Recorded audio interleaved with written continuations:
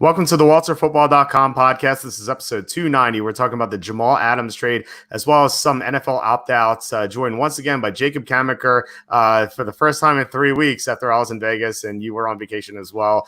Jacob, how are you and how is your week off? I'm doing great. I had a great week off. It feels like it's been like 3 years since we've done one of these podcasts. So much in the NFL world has changed, but I'm refreshed and ready to go. And I hope you are too. And I hope you hit a lot of money in Vegas and are looking forward to cashing those NFL tickets once the season rolls around.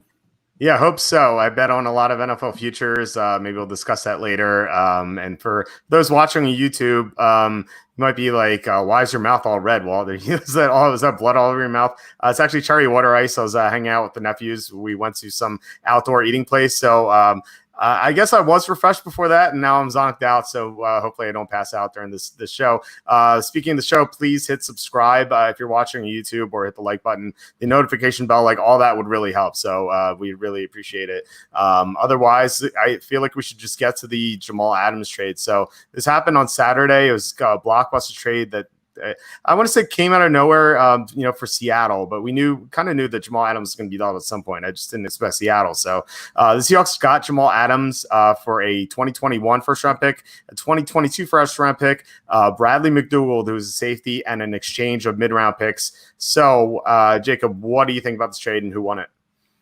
I think the Seahawks won it for the sole reason that they're getting the best player in this deal. Jamal Adams is one of the best, if not the best safety in the league. He's a proven player. He's still young. Yeah, they're going to have to extend him and give him a long-term deal, possibly worth the most money at safety in the NFL. But the Seahawks are a team that's ready to win now, and they needed one more piece on defense because their defensive line doesn't look great. Their secondary looked pretty okay, but there was questions about Quinton Dunbar. Would he be able to avoid the commissioner's exempt list? Spoiler alert, he did not. That happened right after the administrator, right before it. I can't remember which. So they went out and they grabbed Jamal Adams. So now they have another really good player in that secondary to pair with Shaq Griffin, Marquise Blair, Quandre Diggs. So they got a bunch of guys back there that can find success. And if Quinton Dunbar can get on the field at some point, that unit plus their linebacker core gives them such a strong back seven that they're going to be good. It's going to be really hard to throw on them. And if they can get any sort of pass rush from LJ Collier in his second year, Bruce Irvin, who they signed as a free agent, Benson Mayowa, Rasheem Green, those guys up front, this defense could be scary again. We might be going back a little bit towards the Legion of Boom, albeit a little bit less freaky because they don't have Cliff Averill and Michael Bennett. But for the Jets, I think you and I differ on the Jets' take on this a bit. I think the Jets did a good job. I think they got a solid haul for Adams. They shouldn't have put themselves in a situation where they had to trade Adams. I think that's the biggest gripe with this is that Adam Gase just hates talented players and finds a way to make them angry and get rid of them. They should probably have gotten rid of Adam Gase knowing that was coming, but Joe Douglas managing to get 2 first-round draft picks, a replacement starter at safety who is solid in his own right. Brad McDougald is no Jamal Adams, but he's a serviceable starter. And a swap of mid-round picks, it's not bad. I mean, I don't think it's anything great, but I probably would give the Jets a C+, bordering on a B- for this haul just because they're able to get 2 first-round picks. I think for the Seahawks, I wouldn't call this necessarily an easy A, but I'm going to give them an A- for this. The minus is they had to give up a couple early draft picks, but the Seahawks have been so bad at taking players in the first round that it doesn't really matter, I don't think.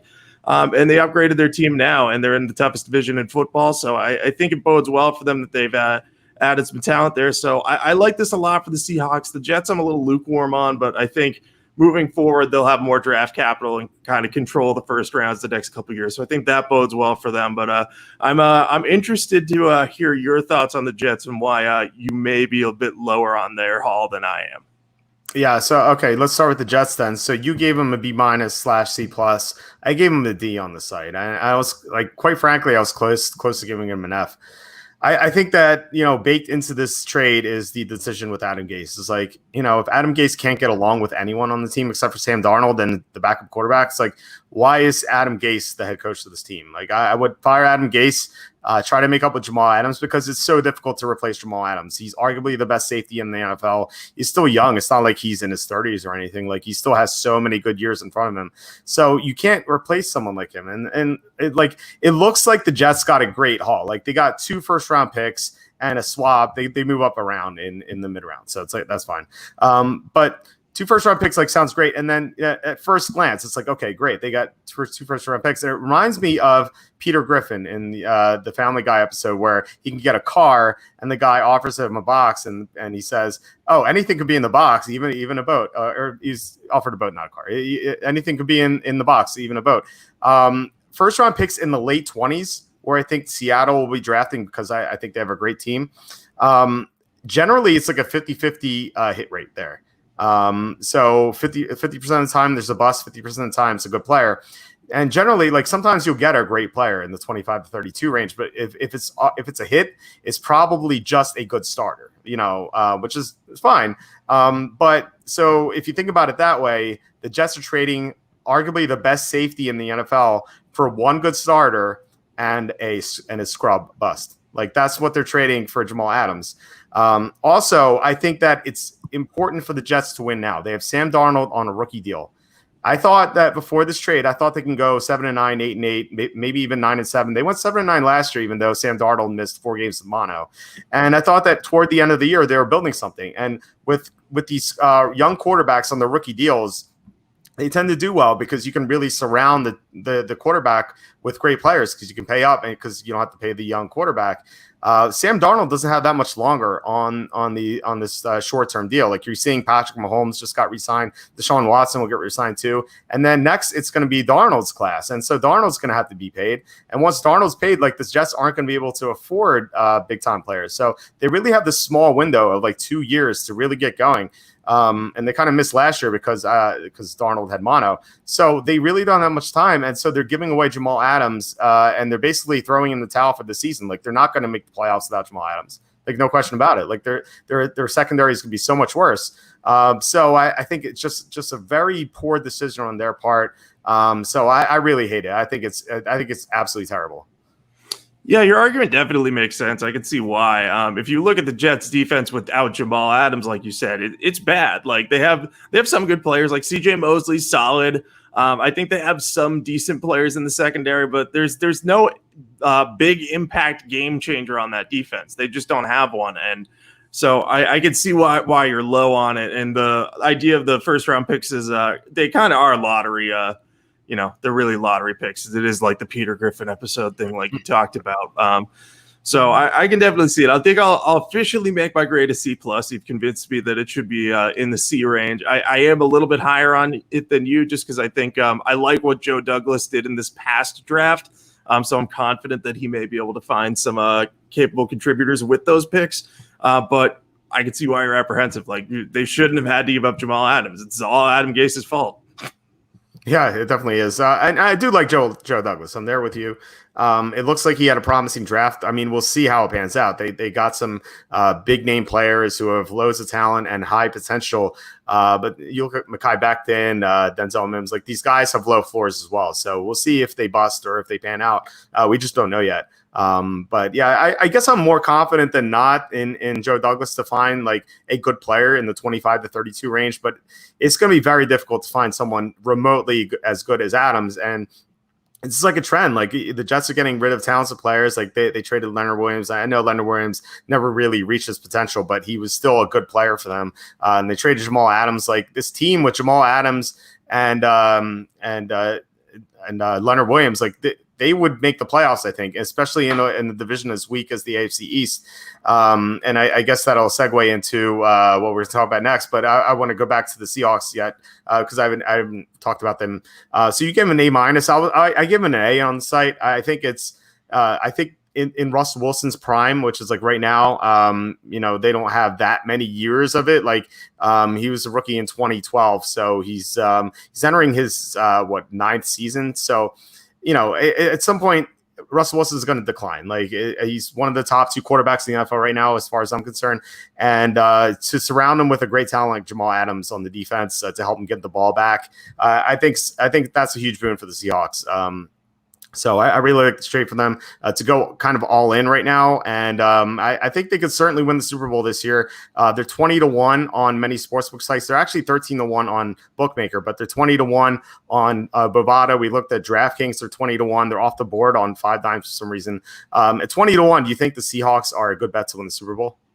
I think they are, because I actually, in my preseason predictions, when I went through the record of every team, I had the Seahawks winning the NFC West and being the number 2 seed. And that was before the Jamal Adams trade. And I wasn't like in love with the fact that they ended up being the 2 seed in that. But now that they have Adams, I can completely see that happening.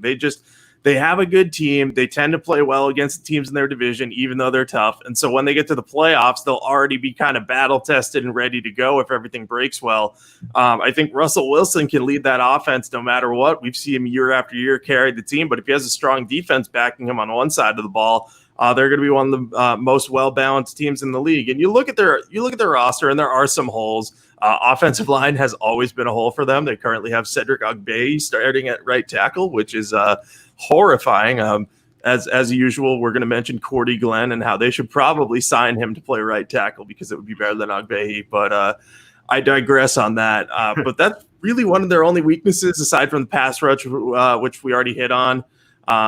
They had Jadeveon Clowney last year, but he's still a free agent. So maybe they'll make a move there. Maybe they'll offload one of their many talented tight ends to get some capital to help them acquire some offensive line help or pass rusher. So I like the Seahawks. I think no matter what, this team's going to be good. And if they add to bolster one of their weaknesses, they'll be even better. So at 20-1 odds, I'd definitely be willing to bet them.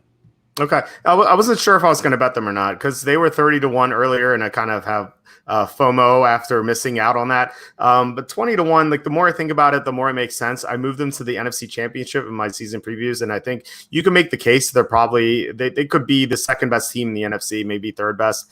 So I think they are definitely in play to win the Super Bowl. And yeah, offensive line, still probably the biggest weakness on the team. They spent a 3rd-round pick on Damian Lewis. Like maybe he pans out and gives them a good interior presence. Like we've seen rookie guards play well before, so it could happen. They spent a 2nd-round pick on Darryl Taylor, and to join LJ Collier from last year. And like you said, they added Bruce Irvin. So their pass rush doesn't look great right now, but if one of those guys steps up, and they both have major potential, like maybe their pass rush is pretty good. And then with that secondary, it just lights out. The defense is going to be great. So yeah, I'm thinking about betting the Seahawks at 20-1. And on the site, you may have noticed that I have the Jets, I believe, like 8-1 or 8.5-1 to win the AFC East. I posted that back in May, and I would not bet that now. So I hope you guys listening did not either. All right, so we had a couple of questions before we moved on to the opt-outs or comments. Keep It Film Room says Darnold may not get a second deal, and right now I still say they would just based on his potential. But if he has another stinker of a season, I don't think he will. We'll see. I guess we'll see. What do you think about that? Yeah, I think it's possible that he couldn't get a second deal, but I think he's on the track to getting a deal. I mean, we're still far off because he's going into his 3rd season. So they still have this year, the 4th year, and then the 5th year option to make a decision. So I think that he's going to pan out if he could stay healthy. And I mean that in terms of illness because he had mono last year and then we have the pandemic going on. So hopefully he doesn't get that. But I think, I still like Darnold's potential. He was one of my favorite quarterbacks in that draft class. So I think he'll get to a second deal with the Jets. But if not, someone else will pay him. He may end up in like a Marcus Mariota type scenario where he just couldn't stay healthy, but still has very high ceiling.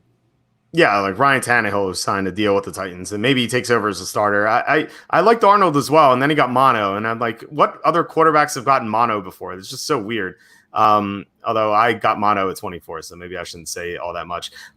We have James Morgan. Could he take Darnold's job? Maybe we'll see. Is Jamal Adams a difference maker? His team still sucks with him. Well, think about it this way. They were 7-9 last year, and Darnold missed 4 games. And a lot of that was Jamal Adams. And when Jamal Adams was out of the lineup, the defense really struggled. So when Darnold was healthy, they were 7-5 with Jamal Adams. And I thought this team could do well this year, but not anymore. So I guess that's it. Any last words before we move on to the opt-outs? Yeah, no, I'll just say Jamal Adams really is a difference maker. Guys on defense at positions that aren't pass rush don't always get a lot of love for what they do, but safeties who can guard half the field, make big hits, make really big difference making turnovers, like that's often overlooked. But Adams should not be overlooked because he did make a huge impact on that Jets team because they're not very good outside of him on defense. Yeah, that's for certain. All right, so we had some opt-outs today. Many scrub players, but there were some big names as far as I'm concerned. So we might as well begin with your Patriots because they're your team. You covered them. So I want to hear your thoughts on the many Patriots opt-outs. We'll talk about the scrubs like Brandon Bolden. Like, who cares about him? Like, actually, that's probably a good thing because fantasy owners won't have to worry about him stealing touchdowns anymore. But we had Marcus Cannon, who was not really surprised. I mean, he's a cancer survivor and he's 335 pounds, so you can understand that one.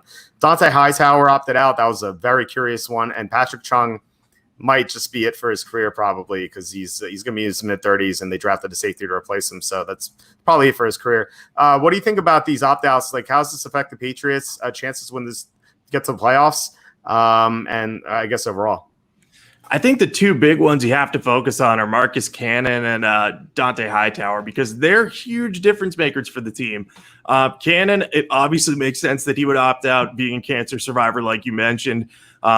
So I totally understand why he's doing it, but the Patriots at this point do not have a ton of offensive tackle talent. They have Yadni Kajust on the team, who was a third-round pick in 2019, but he didn't play at all last year because he was hurt. And they have Corey Cunningham, who they got in a trade with the Cardinals. And that's pretty much it. Jermaine Illuminor is there too, but he's more of an interior player. They do not have a replacement for Cannon on this roster. And they're going to have to get creative with what they're doing because Dante Scarnecchia is not there anymore. So he can't just pull some random guy in off the street like Marshall Newhouse last year and get him to play, at a serviceable level. Newhouse wasn't great, but considering he had just signed, he did okay enough. So I'm worried about that one. As Dante Hightower, so both he and Patrick Chung on Twitter a few weeks ago had kind of expressed that, if they're going to, if the league's going to try to play, but they give the players an opt-out, they're going to take the opt-out because they're on the older side and they have like really young kids. I think Dante Hightower has like a 2-week-old baby, so that's why he's opting out.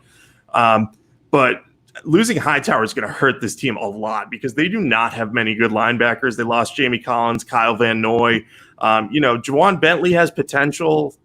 But aside from him, that linebacking core is going to be barren without Hightower. And I just don't know how they're going to make up for that loss. On the bright side for the Patriots, they now have a lot of cap space. So, they could go out and try to sign a difference maker. Maybe they go up to Jadeveon Clowney and say like, hey, you're still looking for a team. You want to play for a winner?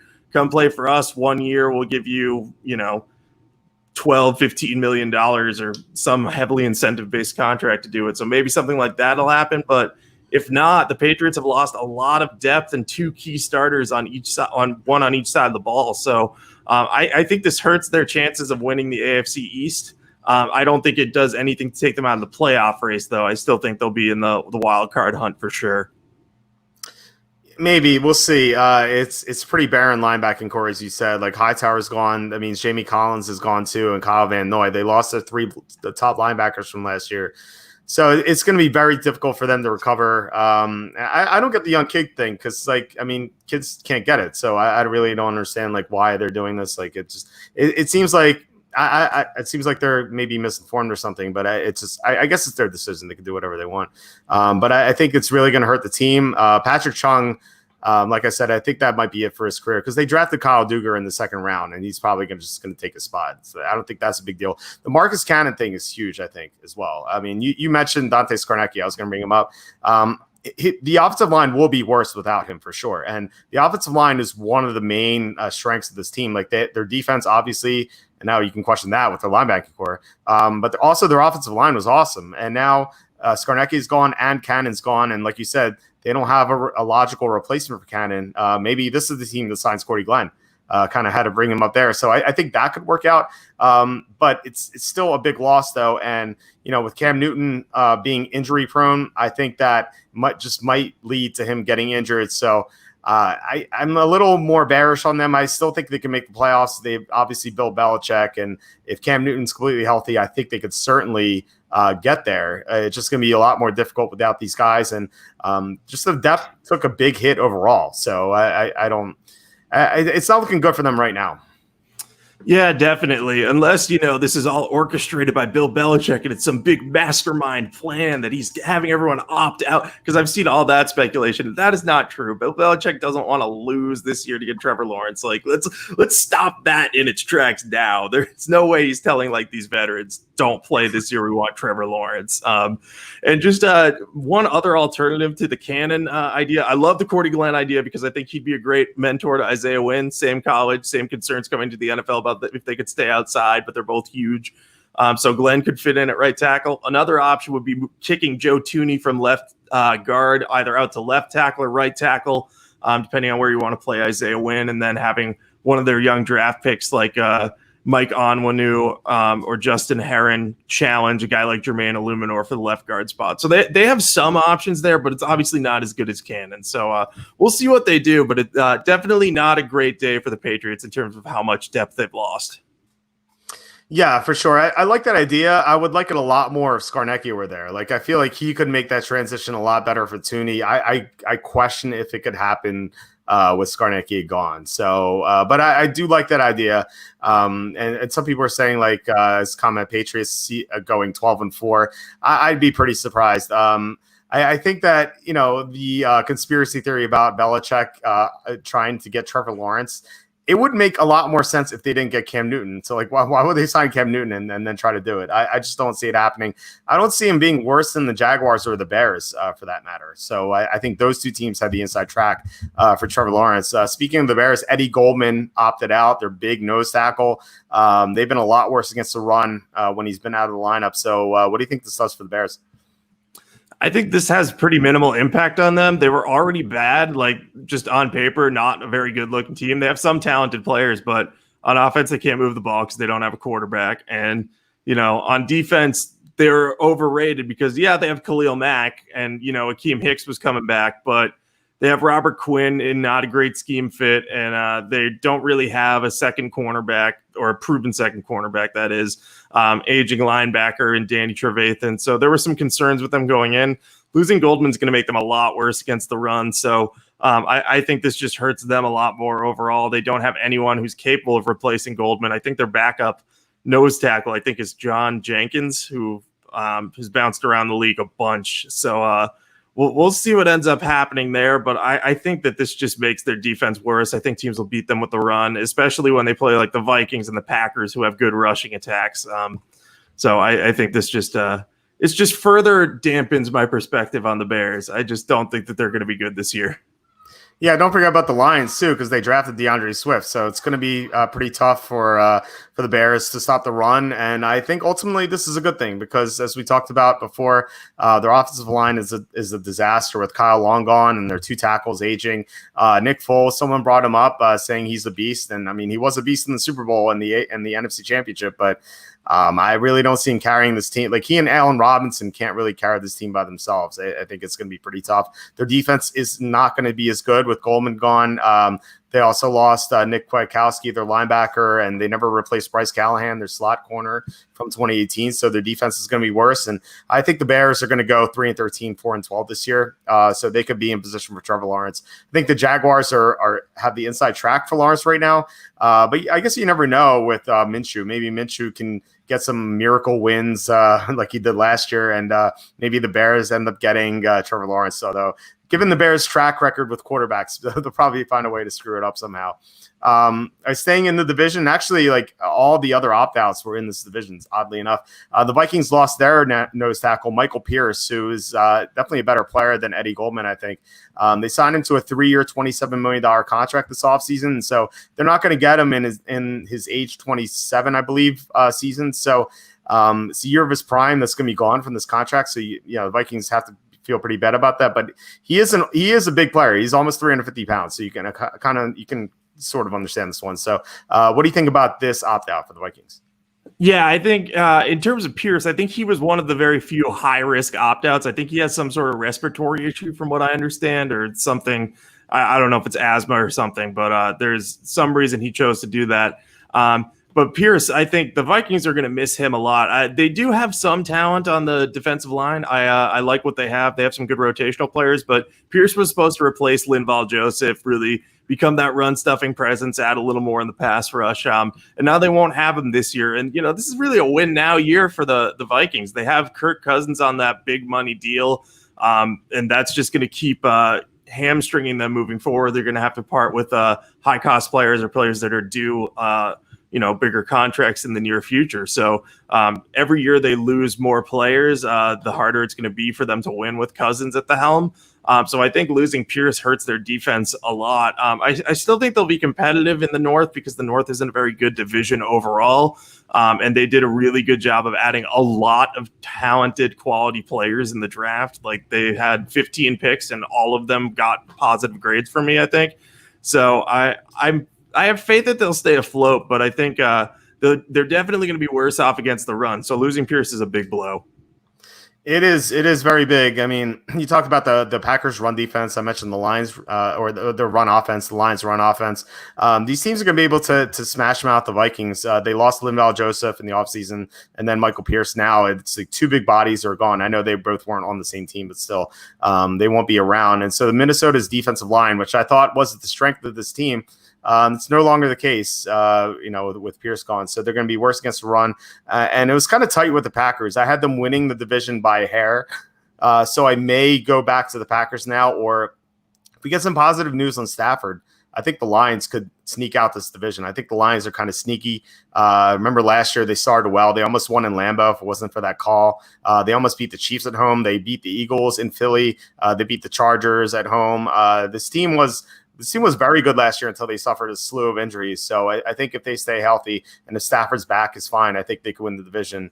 If not, I think it's going to be neck and neck with the Packers and the Vikings, and not having Pierce on the field. It's just going to be a big deal against the Packers, whom they play week 1. So I think Aaron Jones could maybe go off week 1. So keep that in mind if you're playing DraftKings. Speaking of the Packers, Devin Funch has opted out. This is one of the most curious decisions because he didn't play last year, and you could argue that he's never played based on his level of effort. Now he won't be playing this year. So what do you think about this? And do you think this affects the Packers at all? I don't know if this is going to affect the Packers that much. I think this just goes to show, what were you thinking making Devin Funchess your only offseason acquisition at receiver? It was a questionable decision to begin with, and now they're already without him. And, he had injury issues in the past. He was hurt all of last year except the first game.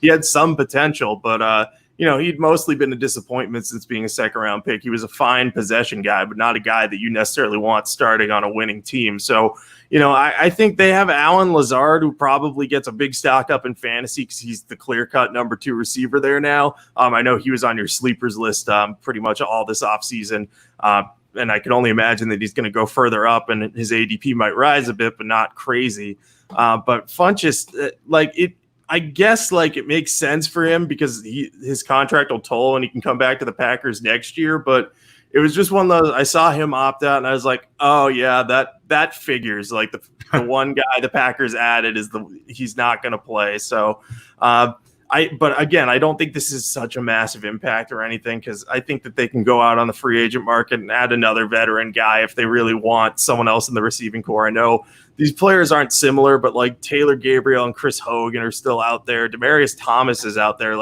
If he's healthy, he could probably be the same, if not better than Funchess. I know they're veterans, but Packers are trying to win now. So maybe they'll add someone. Maybe they'll take a flyer on Josh Gordon or something too. I don't know. But Funchess doesn't impact them that much other than they might need another receiver who, has some potential ability to start. Yeah, I think this is a bigger disaster for Devin Funchess than the Packers. I mean, the Packers receiving core is already a disaster, with Funchess. And I as you said, I loved Allen Lazard as a sleeper, and I hope his ADP doesn't rise that much because I thought he was a steal. I figured he was going to be the number 2 over Funchess. I was never a big fan of Funchess. When he was drafted out of Michigan, I thought he should have moved to tight end because he can't separate. So I thought maybe he should gain some weight and then be an H-back of sorts, some sort of tight end. But yeah, this is going to really hurt his career. It's how can any team trust him? He didn't play at all last year. Now he's not going to play this year for some reason. So if I'm the Packers, I'd probably just draft some receivers or sign some receivers in free agency and just move on from him. And I don't know if he's going to see another team. So it's going to be tough for him. But the Packers, I don't think this affects him one bit. Now, if Lazard or Devontae Adams opts out, then there's suddenly in trouble because they're going to be down 2 receivers. But right now, I really don't think this affects the Packers. And I saw this trending on Twitter, and like people were like, "Oh my God, the Packers are toast without Funchess." I'm like, "Have you ever seen Funchess play? Like, it's just he's terrible." So I don't see why this would affect the Packers. There's one other opt out, or I guess. You could talk about like Star Lotulelei with the Bills, another heavier guy. I don't think he was very impactful at all. Actually, might help the Bills that he doesn't count against their cap this year. So the other guy I thought was significant, but at first I thought was significant, then wasn't, was Laurent Duvernay-Tardif, the doctor guard on the Chiefs. He opted out, and then the Chiefs signed Kelechi Osemele. So what do you think about that move and then the signing? I thought that was a good move by the Chiefs to rebolster that offensive line, because I was concerned at first because Laurent Duvernay-Tardif is solid, and for him opting out makes sense because I think he's working as a doctor in Canada or as an orderly. I think he's working in a doctor's office or hospital of some sort. So he's probably had more exposure to the virus and everything, and he's a bigger dude. So I think it makes sense for him to opt out. But anytime you're talking about an offensive line losing a talented player and not having a ton of depth, because the Chiefs don't have a ton of interior line depth. I think they started some guy named Ryan Hunter, maybe not last year, maybe the year before. No, he's still on the team. He might have been the next guy up, and he was tossed around like a rag doll. Osemele is a proven guy, can kind of play anywhere on the offensive line. At this point in his career, he's significantly better at guard than he would be at tackle, but if you need a tackle in a pinch, he can help out. So I think signing him on a cheap short-term deal to protect Patrick Mahomes and, try to get the Chiefs back to the Super Bowl was a no-brainer for them. I think they did a good job. I personally would have preferred Larry Warford, but evidently he has also opted out of the season. So I will miss talking about how much I want a team to sign Larry Warford. But until 2021, then I'll bring him back up all the time. Right. What I heard was Laurent Duvernay-Tardif was actually going to be working medically right now. So, you got to commend him for that. That's pretty cool. And then the Osemele signing was, I thought, great. I mean, Osemele used to be one of the better guards in the NFL. He's had injury concerns over the past couple of years, so his play has declined when he's been on the field, but he's been hurt. So if he can get healthy, if he can stay on the field, I think he can be a big boon for the Chiefs. I don't see him being better than Duvernay-Tardif, but he could, if he's like 80% or 85% of what Duvernay-Tardif was. I think that's a big deal because the Chiefs play in a division with the Broncos. The Broncos are, I guess you can argue the Raiders, but the Broncos probably the second best team in the division, or at least the third. And then you have the Chargers, who have a great pass rush with Joey Bosa and Melvin Ingram. So it's important to keep Patrick Mahomes healthy. And when Duvernay-Tardif kind of opted out, I was like, oh man, if the Chiefs suffer another injury to the offensive line, I'm not going to like them when they play the Broncos. It's going to be pretty tough. But now it seems like they're safe with Osemele, assuming Osemele is not going to be that hurt. So I guess that's almost it. But we had this one question I wanted to get to that Patrick asked before. What will y'all do if the podcast with the podcast if the season is canceled? Hope that isn't the case. I will say for sure. I've been asked this, like, will there be a season? I keep saying there's 1,000% chance there will be a season. I've heard that. I think it was Dave Portnoy who said that Roger Goodell would rather sacrifice his kids than miss out on the 2020 season. Like if so many other players opt out, they're just going to get guys who almost made the NFL, like guys who are in the XFL. Like you're going to see a lot of scrubs play, but you're going to see teams play. Like they're going to find guys in the parking lot who can play football, I think. So there's definitely going to be a season. I just hope that too many players don't opt out because, it seems like with the death rates dropping, it seems like things are getting better. So it doesn't seem like there needs to be that decision. And then the season starts in almost 2 months. So like, you never know what can happen in 2 months. Like a lot can change. So I don't know why decisions are being made now. Seems kind of irresponsible. I think you should probably like wait 3 or 4 weeks. I don't know if that's allowed, but like the decision should be able to be made in like 3 to 4 weeks, like when there's more clarity in the situation. So that's my thing. But if I'm wrong and the season is canceled, I'm sure we'll have something. We'll definitely have a podcast. I just don't know what we're going to talk about. Probably a lot of, I don't even know. But do you have any ideas, or what do you think about this question in general? Well, there's always golf, right? I only half know what I'm talking about with golf, though, and I don't know if people want to hear that. But yeah, I think, look, we're going to see MLB, the NBA, and the NHL coming back in the next week. And I know a lot of people got spooked by the Marlins thing right now, and we're going to see how that plays out. But that seems like it was more of a failing on the part of the team than anything with the league protocol. They had a few guys test positive, and they played, and they shouldn't have played. But here's what it's going to boil down to is just how those other leagues come back, what the NFL can adopt from there and from golf and from the other sports that have been going on in terms of protocols for what happens when someone tests positive. I think you're going to see a handful more opt-outs. To answer your question, I don't know why the league didn't make the deadline a month from now, or I can speculate as to why, but I think they have to opt out by like August 4th or something. So it's very early on. They have to make the decision. And I think that's so we don't get to like within a week of the season. And then, we have all these guys opting out and the coaches are like scrambling to replace them. But at the same time, what if these guys change their mind in a month? If they want to come back, will they let them come back? I don't know what'll happen there. But I think one thing is certain. The NFL is going to try to have a season. They're going to do everything they can to do it. And I think it would take like something pretty extraordinary happening for them to, before the season starts, cancel it or anything. But what I'd say is watch baseball closely. It's the most comparable to the NFL in terms of roster size and with the crisis they're dealing with right now with the Marlins, how they respond to that. And if they can bounce back from that, that should give us kind of a good barometer of what the NFL might have to deal with. So that's what I'm doing right now. But if the season is, for whatever reason, canceled, we'll figure out something to talk about. Yeah, I'm sure we will. Yeah, I get that. I get why the NFL made the deadline August 4th or whatever it is.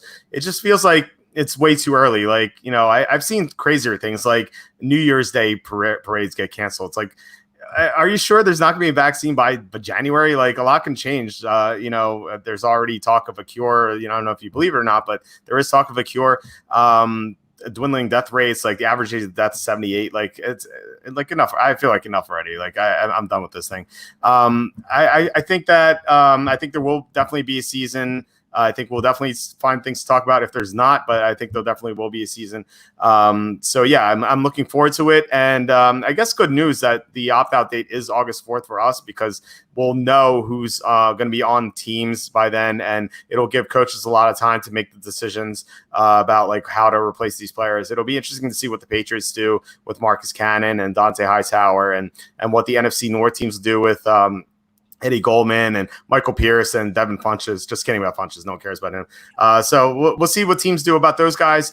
But I'm pretty optimistic there will be a season, and I think it'll be very telling to see what happens with the Marlins. Like you said, everyone was freaking out with the Marlins. DraftKings stock price dropped like $5 when it was announced that the Marlins were infected and they had to cancel some of their games.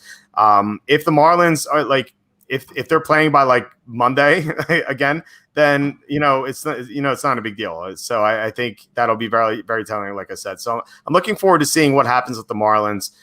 So yeah, that's basically it. So anything else before we sign off? I have to correct myself. I believe the opt-out day is July. It's either July 31st or August 1st. It's because when the NFL and NFLPA agreed to a deal on July 24th, it said 7 days after that was agreed on is the opt-out date. So I'm good at math usually, but I don't know if they meant like 7 days after that was agreed on as in the next day. But so whenever August rolls around, we're going to know who's in and who's out for the season. But yeah, and until then, we'll keep watching baseball and keep an eye on these training camps and see what happens with position battles without the preseason. That's definitely going to be interesting. Yeah, I can't wait for some semblance of football. I mean, we have basketball coming back on Thursday and hockey after that. But yeah, I'm looking forward to basketball and then especially football training camp and then the season. Just, we didn't really have real sports for months. Like, I mean, there were some random golf tournaments and some NASCAR races, but like you can't really compare that to basketball and football. So definitely looking forward to that. All right, anything to plug? You can follow me on Twitter at Jacob Camenker. I'm going to be talking about football plenty in the coming weeks. Again, I'll try to remember to tweet out my DraftKings lineup for golf also and my picks. Last week, we came pretty close with some of our picks last week. I think we had Charles Howell and I had Richie Wierenski. We didn't ultimately end up getting there, but one of these days we're going to come through with one of those long shots winning, and we're going to have them. Yeah, Charles Howell finished fourth? I think he was fourth, and I don't know what odds you got him at, but I got him at 100-1, and it was like 50 to win $5,000. And like when he was up there in the standings on Sunday, I'm like, oh man, I'm gonna win $5,000 today, and that just didn't happen, unfortunately. But yeah, hopefully it does come through this week. But yeah, I will have basketball DraftKings lineups on the site. So definitely looking forward to that. I was red hot with basketball until the lockdown started. So hopefully that continues. I can regain my magic. But yeah, I mean, I have season previews on the site that I adjusted. I adjusted the Seahawks season preview. I adjusted the Jets season preview. And I might adjust season previews for these opt-outs. Definitely the Patriots, the Vikings, and the Bears. So I would be doing that. I'm going to be updating the 2021 NFL mock draft for the Jets getting the Seahawks pick. That'll probably be up tomorrow, or maybe probably the day after. And yeah, I mean, fantasy football rankings, tons of content on walterfootball.com. And like I said earlier, please hit subscribe if you're watching YouTube. That would mean a lot. Or send this link out to someone who likes football to help us grow the show. That'd be awesome. So yeah, that's it. Jacob, it was nice seeing you for the first time in 3 weeks. We'll have to do a fantasy football mock draft later in the week if you're available. So yeah, I will talk to you then, I guess. Yeah, I'll be around. I'll talk to you then. All right, sounds good. Bye. Bye.